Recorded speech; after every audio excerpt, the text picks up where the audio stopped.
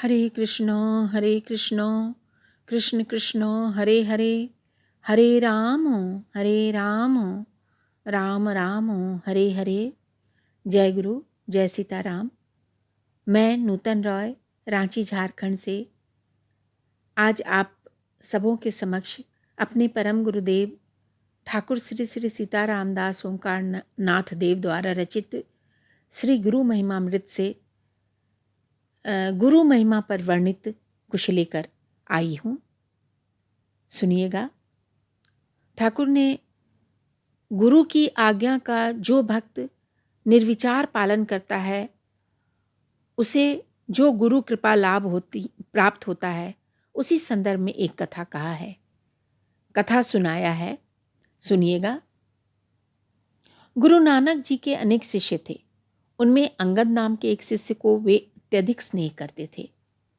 अन्य शिष्यों एवं गुरु नानक देव के पुत्र द्वय श्री चंद्र एवं लक्ष्मी चंद्र जब इसका कारण निर्णय करने में असमर्थ होकर परस्पर वाद विवाद करने में लगे कि हम सभी शिष्य हैं और प्राणपण से सेवा करते हैं, फिर भी गुरुदेव उन्हीं से अधिक स्नेह क्यों करते हैं। अतएव उन्होंने गुरुदेव के इस पक्षपात से दुखित होकर उन पर दोषारोपण करना प्रारंभ कर दिया। फलतः एक दिन नानक जी उनके अंतर की बात जानकर सबको साथ में लिए वे भ्रमण के लिए बाहर निकल पड़े। प्रायः शिष्य अंगद उनके पीछे रहते थे और अन्यान्य शिष्यगण एवं दोनों पुत्र उनके साथ साथ चलते थे। कुछ दूर जाने के पश्चात मार्ग के एक ओर वस्त्र से ढके हुए एक शवदेह को देखकर नानक जी ने अपने पुत्र श्री चंद्र को आज्ञा दी कि तुम इस मुर्दे को खाओ। तब विस्मित होकर श्री चंद्र ने पिता से पूछा, आप यह क्या कह रहे हैं?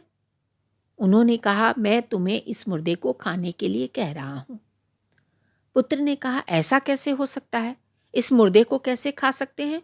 मुर्दा तो मनुष्य का खाद्य नहीं है। गुरुदेव ने कहा, मैं आदेश करता हूं, इसीलिए तुम इसका भोजन करो।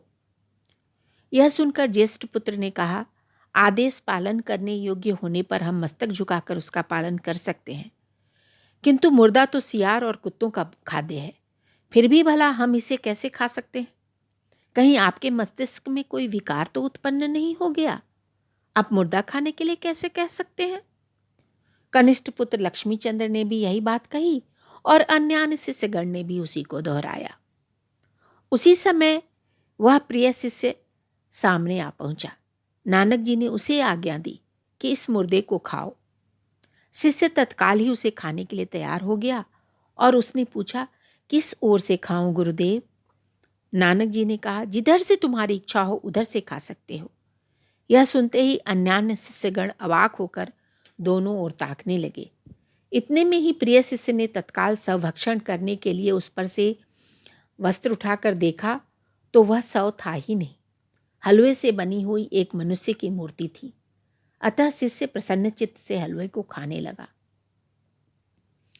उसी समय अन्यान्य शिष्यों के साथ साथ दोनों पुत्रों के ज्ञान चक्षु खुल गए। उन्होंने समझ लिया कि गुरुदेव क्यों उसके प्रति विशेष स्नेह का भाव रखते हैं। इसीलिए ठाकुर ने कहा है कि कार्य विताहित आदि किसी भी बात का विचार न करके गुरु के आदेश का पालन करना ही सच्चे गुरु भक्त शिष्य का प्रधान कर्तव्य है।